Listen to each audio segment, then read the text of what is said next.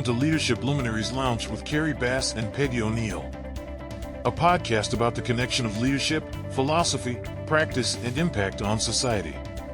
Get ready to be illuminated.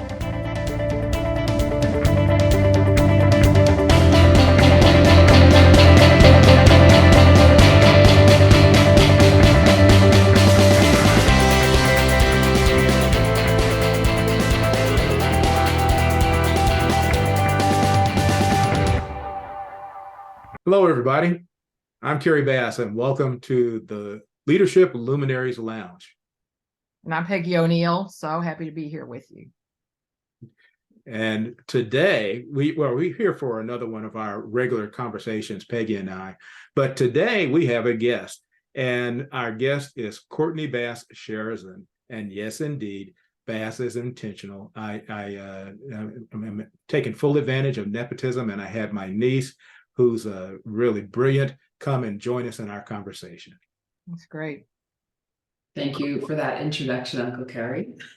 You're welcome. I appreciate the brilliant part. But it is wonderful to be here with you both. I'm Courtney, as you just said, and I work at the Wikimedia Foundation, which is the organization that supports Wikipedia and several other wiki projects. I am a mother and a wife and a daughter and a friend and a niece, and I am based in Las Vegas, and I've been doing some form of HR work for decades. I don't like to say how many because it dates me, maybe even more than my gray hair, but I've been doing it for quite a while, and sometimes I feel it's a little bit nerdy, but I'm incredibly passionate about HR things, and I really enjoy talking about them. So I'm very excited to have this conversation with you both. Well, it wasn't totally nepotism that I asked you to come here. As Peggy will tell you, our conversations do kind of get involved, and we are passionate, and that's one of the things that we share in common. Even though we have some differences, we respect those differences and are passionate about sharing them in a constructive way. And so I know from knowing you all your life and some of the things you've been involved in, you're a very passionate person too, and you get engaged and are quite willing to let folks know what you think. And so we hope that you'll share that today. And one of the things that kind of made me wanted to have you in the interview is your new role here as the Chief Talent and Culture Officer for Wikimedia. And we've been having some conversations, and this whole podcast is about leadership and how does leadership affect organizations and bring the right people to the organizations and keep them there. Yeah. And so with that in mind, tell us a little bit about Wikimedia and the type of people that you attract and the culture there.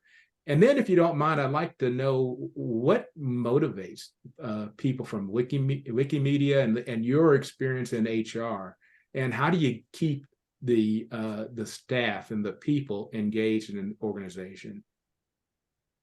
These are great questions. I'll start with the first. The Wikimedia Foundation is a great place. It's truly incredible, and I am 100% biased. But I think it's really a very profoundly unique organization. It is a nonprofit first and foremost, and we're actually the only nonprofit that has a website that for years has been in the top 10 trafficked websites in the world. When we are there with Google and sites run by Meta. So to be doing that type of work and having that level of visibility and be a nonprofit in and of itself is very unique. And I think what that means is that the type of people we attract to the organization are people who are very, very mission driven, who really care about making a difference in the world through our platform, but who are really smart and committed and team players. So it's kind of the best of everything, in my opinion. And the culture represents that.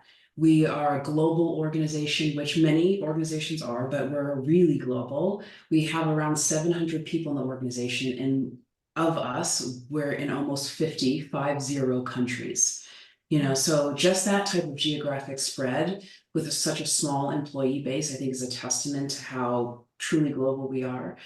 Our projects through, the broader community of volunteers is reaching about 300,000 editors and contributors global in the world, which is huge. And then obviously there are billions of users of the platform. I'm sure all of us have looked up something on Wikimedia in the past 24 hours, or surely the last 48. So it's a culture that understands the importance of what we're doing and in the reach and the importance of getting things right.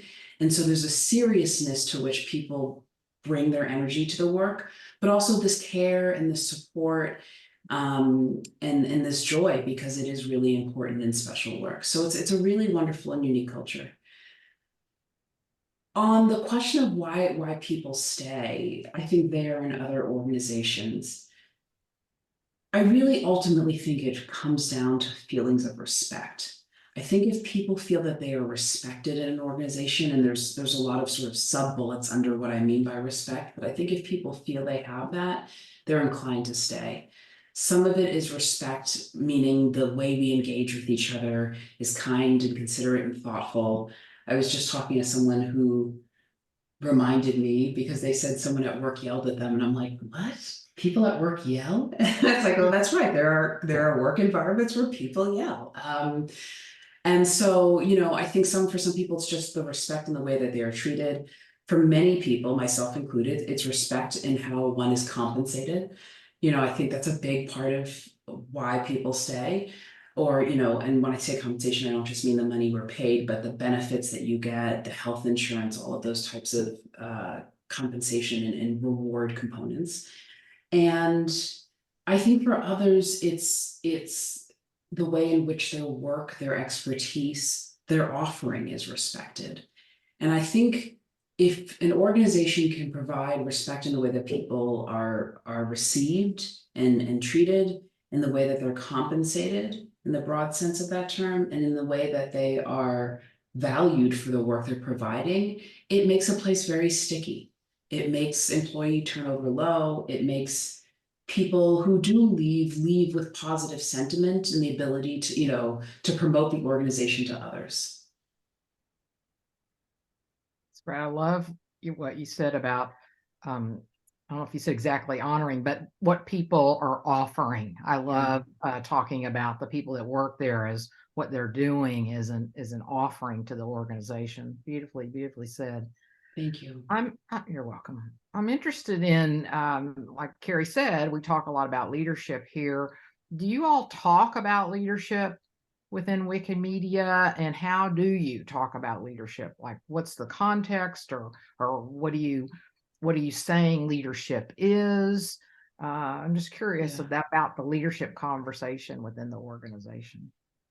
Yeah, I'm 3 months into the role, and so I would imagine if my colleagues see this, will say like, I don't know, does she fully understand stuff yet? So my understanding is nascent. I want to admit that. But I think one of the things that I've observed that is really wonderful about the organization is that there isn't a leadership archetype that is held. Leadership is viewed as as something that anyone can inhabit, and we are an organization like many others that has a hierarchy. There are roles people have. So some of the leadership is predefined by certain people's roles. But I think there's a more expansive view of leadership that's held there that is just around how are you showing up to support this work and this mission.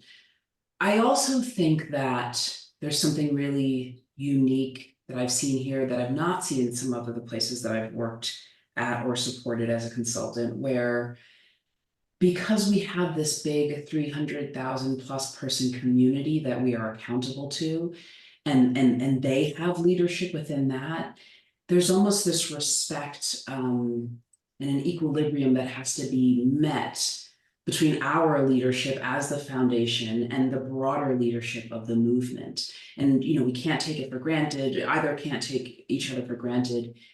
It makes me think a lot about other organizations, businesses, where I don't know that there's the same view of leadership in those spaces. So an example I think of is a for-profit company that's making a product. I don't know that they look at their customers as leaders. I think they look at their customers as like passive recipients, and I think if we were more willing to think about leadership, not just within an organization, but within the ecosystem that the organization belongs, within the customer, within the suppliers, if we thought about all of those groups and in the ways in which they are leading, I think it would lead to fundamentally different relationships and better products and better services. I don't know, because I think it's so rare, but I'm seeing in this new model that we have that it's just it's an accountability that is embedded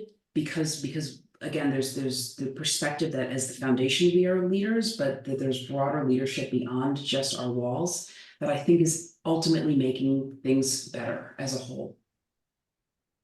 I'm glad that you brought up that concept of the role of the organization and interaction with customers and leaders, customers as leaders. Mm-hmm. And that really is an interesting concept.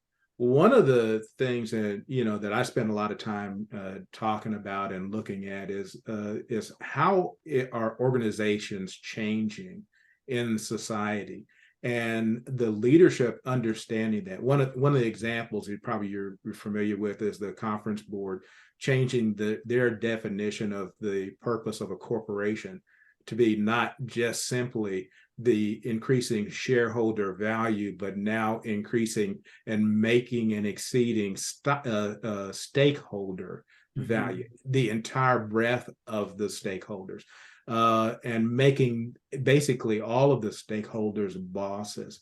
And so from your perspective and your experience, give us your insights on how you think organizations, business and for-profit, not-for-profit, other organizations can be effective in society, and how can those organizations actually lead in society to improve and deliver value?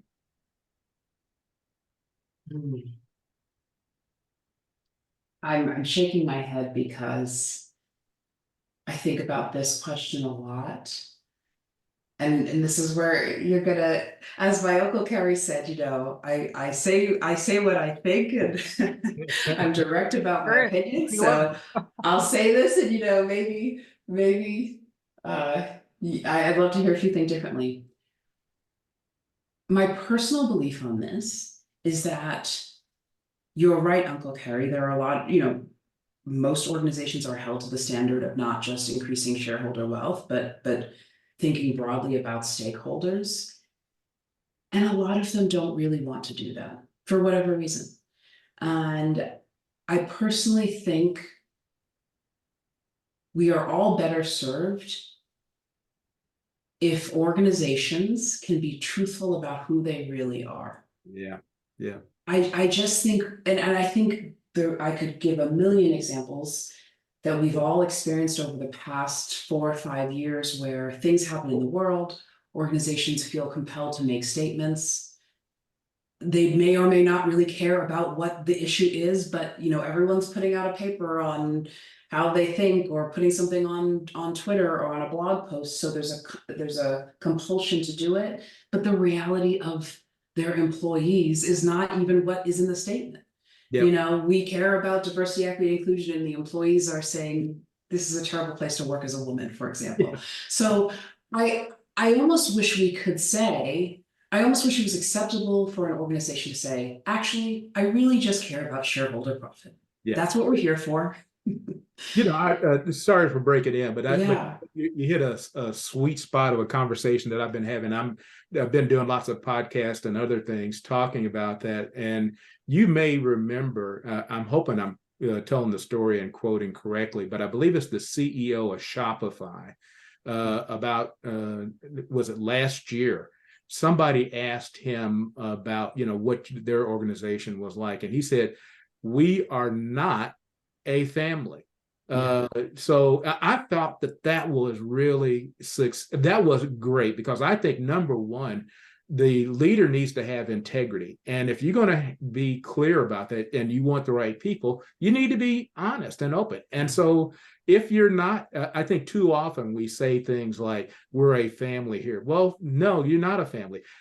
We're family, you and I are. And you know what that means. And you know how we can get on each other's nerves. But the bottom line is, you can't get away from family. Yes, So, yes. but at Shopify, he's saying we are a high performing team. And that sets the expectation of how you're going to participate and what you can expect from the organization also. Yes, I totally agree. Totally agree. I think we're playing this game of cuddly capitalism, I call it. I'm sorry. And I'm like, a game of cuddly capitalism, where it's like, oh, cuddly capitalism. like, oh, we're capitalists, but oh, we care about your work-life balance. And again, there are organizations that do, and there are organizations that are really trying, and I think actually succeeding in some of these elements. But that's not every organization, and we just need to be okay with that reality and tell the truth about it, so that people can make decisions and say, this is a place for me, this is not a place for me. Yep. And what a breath of fresh air for the employees too, because I'm just experiencing during this conversation how stifling I think that organization would feel like, well, they're saying one thing, but I'm treated another way. Is it just me? Is that truth? Am I confused? And then people that are customers could make better choices, but then it'd free everybody up to be more honest in a lot of different areas, instead of, well, I've got to pretend, I've got to hide, like you said, this cuddly organization, or cuddly anything, we can't be real with each other. And that's where we can free up passion and aliveness and enjoy work, even if it's, we're not a family around here. That's okay. I want to work in that environment where it's all about team performance. I'm very happy in that, and frees people up to be real. I hope that made sense, but I could just feel the stifling energy happening to me hearing about these organizations where they don't walk their talk. I mean, I've coached executives in those organizations where they've got all this great stuff on the wall, and they don't treat employees like that at all. And yet they still get great reviews because the questions are asked about like the things they do, like health insurance or whatever, but they're not talked about the cultural they're not asked about the cultural components of the organization, which you're beautifully talking about what's possible if the humanity, the relating, the honoring and respecting is there. But given that, I'm making an assumption here. So it sounds like obviously you like working there a lot. And how does that affect the productivity in your organization? So it feels good there. People are all respected, but what do you see how that plays out in your organization with regard to being productive and getting things accomplished and resilience, performance, all the things people are looking for these days? Yeah, I think that it's all there. I think we are in a sweet spot where I can have a situation where there was a medical event with my child last week, and I had to really lean out from work to attend to that, and even a little bit this week. And, my teammates stepped in to help out and cover where it was necessary so that the product and the work was not compromised. And then, I will do the same for others as they have to, attend to different things. And so I think it is there. I think that our ability to have both, and let me just say as an aside, it needs to get better. This is an environment in which I've seen it done better than many places, and we still have improvement to make. But I think that the way that both are held is, again, by just being very clear about who we are and what we are. We're an organization that wants to achieve very ambitious goals, but does not want to leave a wake of bodies in the effort to do that. And so and so therefore our decisions, everything that we do comes from that overall goal, and we're able to chart to that because of that goal that we have and the clarity around that goal that we have. I think when organizations don't have that clarity, when you have one leader who's like, I want there to really be balance, and another leader who's like, I want to double our profits every 18 months, and you have another leader who has a different perspective, that's where I think the dissonance comes. I think there's a fair amount of coordination in our leadership around the desire to really hit some very important goals, but to really care for our employee base. Kerry and I have been having such a great conversation with Courtney, and we kept asking her more questions that we thought would interest you, the listeners and viewers. And so we decided to break this into 2 parts. Yeah, thank you, Peggy. And I guess until the next time, just keep letting your light shine.